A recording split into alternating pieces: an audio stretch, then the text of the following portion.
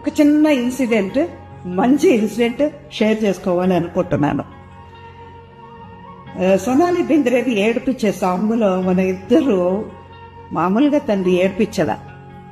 పాపం నిజంగానే తను ఆ షార్ట్ అయిన తర్వాత వచ్చి వాట్ ఇస్ దిస్, మీ ఇద్దరు నన్ను కావాలని ఇలా చేశారు కదా, wantedly you people did that, I know director didn't tell you that అని అంది.